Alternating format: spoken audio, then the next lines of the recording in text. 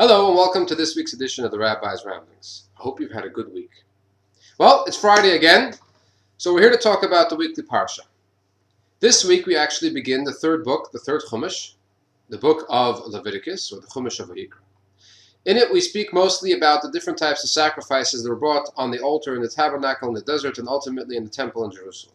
God willing, we'll bring it very soon when Mashiach will come and the third temple will be built.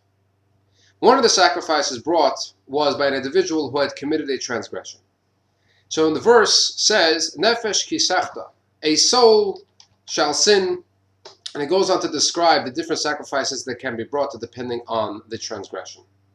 The Zohar adds a deeper dimension to this verse by adding a question mark. And the verse should read as follows. A soul shall sin?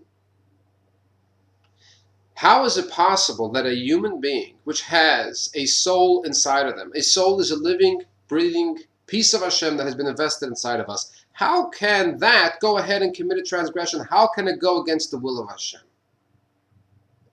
So the answer is because sometimes we lose our focus. We forget who we are. We've lost our identity. Sort of like we were immersed into a casino in Vegas where there's no windows and no clocks and all the bells and whistles going on around us.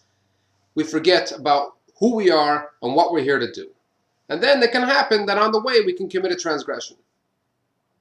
In fact, there's a great story told of the wise people of Chelm, where there was a fellow who was suffering from amnesia, and it came to the point where sometimes he didn't even remember who he was. But there was one thing that always saved him. If he looked at the clothing that he was wearing and he found the shirt that had a pink checkerboard pattern on it, he knew that that was him. So if he wasn't sure who he was, he'd look around the room and see who had that shirt on, and that was him. The problem was that he would go to the bathhouse. He said, oh boy, how am I going to know who I am then? So he goes to the rabbi, and the rabbi from Chelm says that you should tie a big red string around your toe. And whenever you want to know who you are, look for the fellow with the red thread around your toe, and that's how you know who you are. Well, he goes to the bathhouse, everything's working out great until, without his realizing it, the red thread comes undone and starts flowing away with the water. When he looks down and realizes this, he's devastated. Oh no, who am I? I don't know who I am. So he begins looking around to see where is this toe with the red string, and therefore where he is. And he finds to his relief that 6 people to the left is the toe with the red string on it, and that's who he is.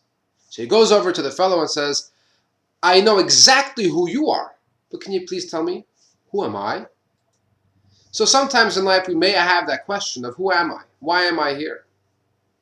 So the Zohar reminds us this week by putting the question mark that a soul shall sin. Let's remember that we're a neshama, a piece of Hashem.